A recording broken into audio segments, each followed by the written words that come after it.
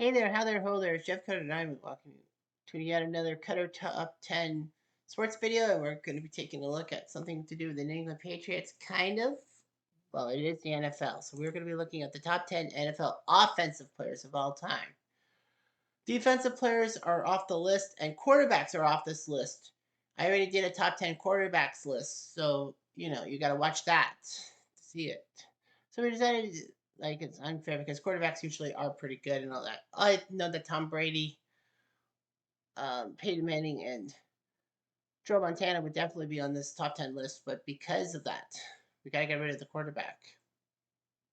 Because I did top 10 quarterbacks, we're going to do this thing and all that. So we're going to look at the top 10 offensive players of all time.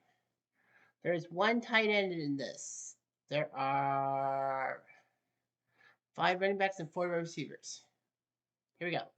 Number 10 is wide receiver Larry Legend, the Larry Legend of the NFL. Larry Fitzgerald, wide receiver. He started his career, he played college for the University of Pitt Panthers and then was picked 3rd overall in 2004 by the Cardinals organization. They needed a good wide receiver, and he delivered the goods with his great touchdown efforts, his yards after catch, and his major touchdowns in the 2009 final, the Super Bowl against the Steelers. It was good. And then he had one of the best plays in 2016 when he actually ended up um, getting a massive catch and run. It was just a pitch and catch, if you will. But Larry Fitzgerald ran all over Green Bay in overtime down to the 5, and then they had a flip pass to Larry Fitzgerald scored that touchdown, one of the craziest games of all time. But yeah, Fitzgerald played all his career with the Arizona Cardinals and is a legend. I think he's in the Hall of Fame, is he not? I don't know.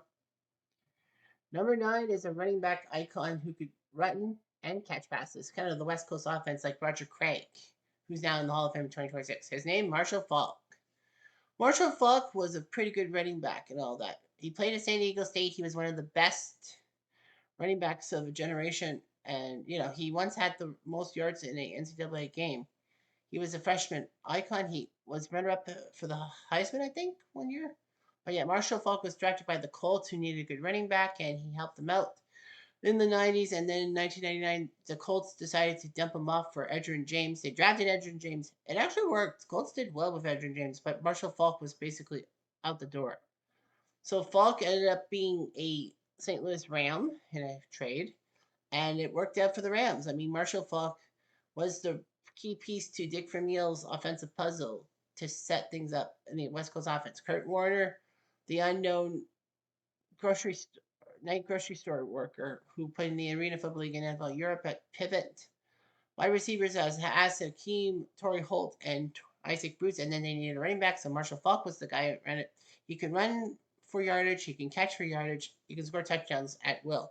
Heck, he was on Madden one year, although the team sucked that year. So Marshall Faulk was still pretty good and all that. Only playing for the Rams and the Colts. So he was a 2-team man. Number 8 is Don Hudson. You may not be knowing of this guy. Well, I mean, modern fans don't know who the heck he is. Like, massive historical fans will know who he is. Being a wide receiver in the 1930s and 40s is a lot different than being a wide receiver in the 2020s. But Don Hudson was an icon. He led the NFL in touchdowns 7 times and in receptions 8 times. Green Bay knew they needed a good wide receiver to have their quarterbacks, and they did well with the forward pass. Of course, everyone knows about the running game, but yeah, the forward pass and all that. Don Hudson was the man from Alabama, and he made wide receivers look good with all those touchdowns and everything. He had the touchdown record for God knows how many years. I think it was 1990. It was broken. I don't remember, but yeah, Don Hudson basically was the wide receiver, the ball hawk wide receiver that Jerry Rice or Randy Moss was.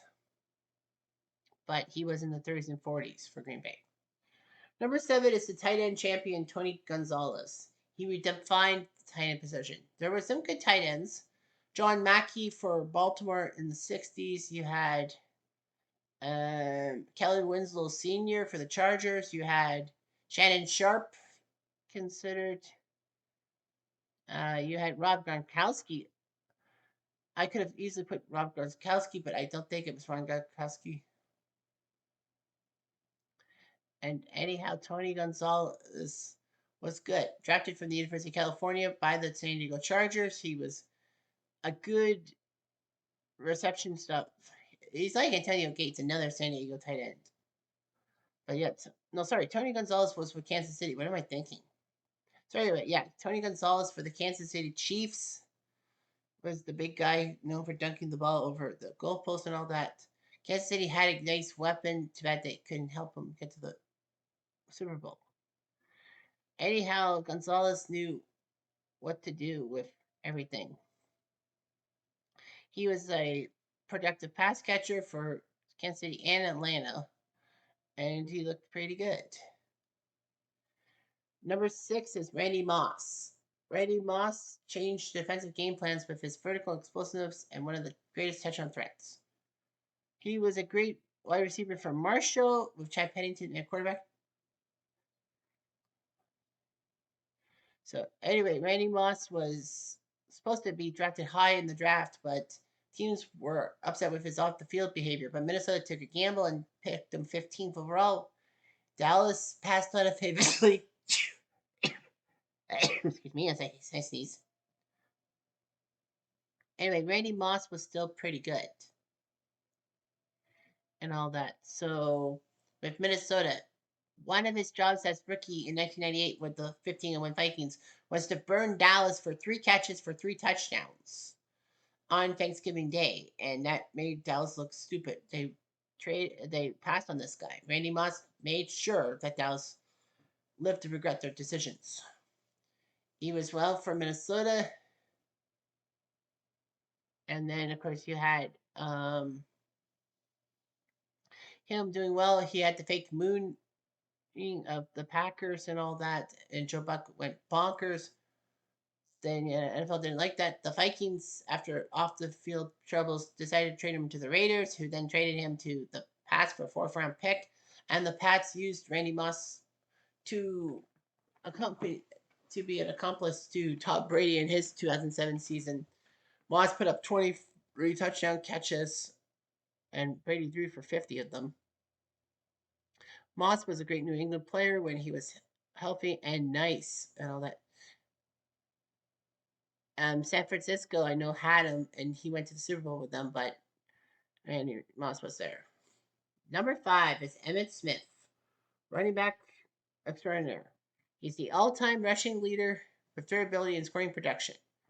Now, everyone says that he's not the top running back on this list. No, he's not. Well, that's mostly because of the longevity of the season and all that. So Emmitt Smith was this guy who from the University of Florida who Dallas took in the 1st round early.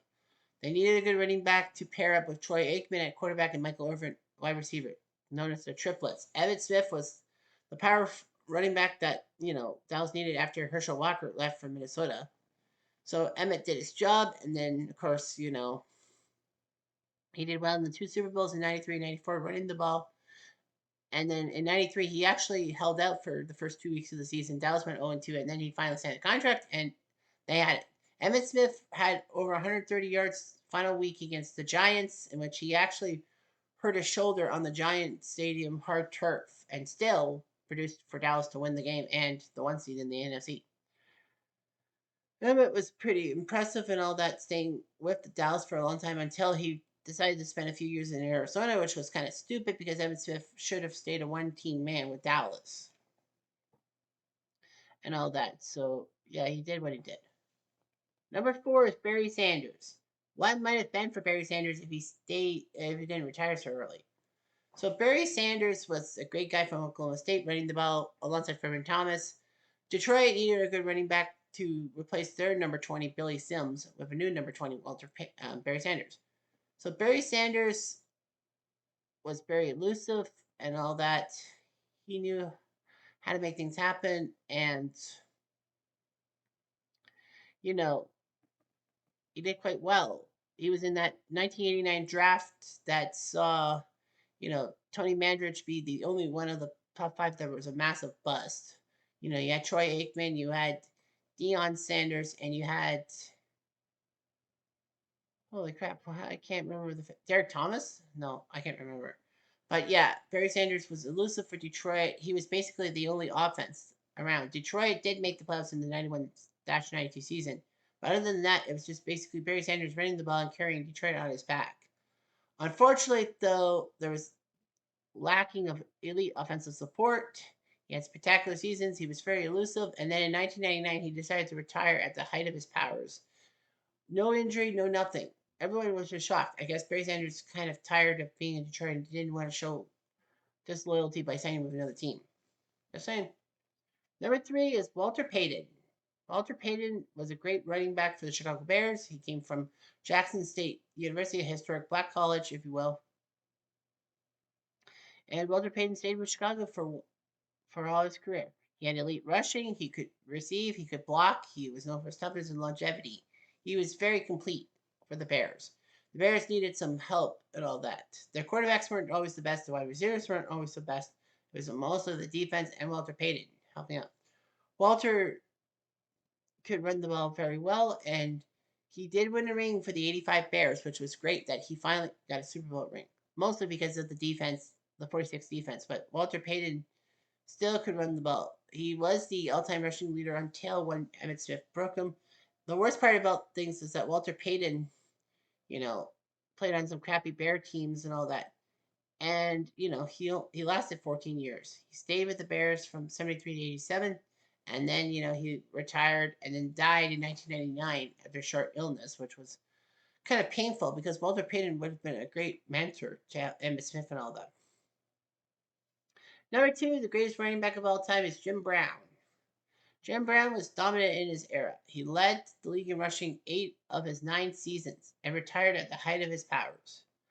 Jim Brown was a good guy from Syracuse running the ball for them, and he even was a lacrosse superstar. A lot of people said Jim Brown was better as a lacrosse player than a football player at Syracuse. But anyway, Jim Brown could run the ball. Cleveland saw promise in him, drafted him high, and let him run the ball. Of course, this was at the peak end of the Cleveland era of the 1950s that Jim Brown took over from Murray Motley. And, he only won a few titles in the NFL, including 1964, but he still did well. He played 9 seasons in the NFL, and led the league in rushing 8 times. That's amazing. 9 years. Most careers actually are shorter because of the injuries and all that. If Jim Brown played like 15 seasons, he probably would have been leading the league in 10 to 12 times, and we would definitely see him still as the running leader and all that. Although he played in an era of 16 games all in a row, and now you play 17 games in 18 weeks. Yeah, he was historic, and then he wanted to be a movie star and make Hollywood movies, but his Hollywood resume, other than The Dirty Dozen, that didn't make sense and all that. He was a pop culture icon, Mars Attacks, and would do a lot of things and do civil rights stuff, even in boxing and UFC. He was even a UFC commentator in the early days. Jim Brown was, but yeah, Jim Brown's still gonna be iconic. And number 1 is the most statistically dominant receiver ever, Jerry Rice. Jerry Rice, to everyone, is the quintessential wide receiver. He holds the NFL records for receptions, receiving yards, and receiving touchdowns. The man from Mississippi Valley State, another historic black university, came on the Niners radar in 1985 in the draft with a pick they picked up from New England. They took Jerry Rice, and he led them to strange new places. Jerry Rice could make a lot of receptions, receiving yards, and touchdowns. Montana knew he had to throw the race every time, and so did Young to race. Rice would actually set the record for most touchdowns, beating Jim Brown's mark on Monday Night Football in 1994. The same Monday Night Football which saw Napoleon Kaufman of the Raiders have a knee injury so gruesome you have to see it to believe it. But Jerry Rice was no slouch in the postseason. 3 Super Bowls and delivered in the postseason. He had 11 catches in the 1989 Super Bowl, and a couple times he had 3 touchdowns in one Super Bowl, which is pretty impressive. Jerry Rice didn't really slow down in the 90s and all that. He did have a few injuries, which cost him a few games, and I think almost one season. But then he went to the Raiders, and then the Seahawks and the Broncos. Should have stayed in San Francisco. I mean, come on. A one team wide receiver like him should be there. But yeah, Jerry Rice will have every record for years to come. I promise you. Anyway, I'm Jeff. I'm gonna do.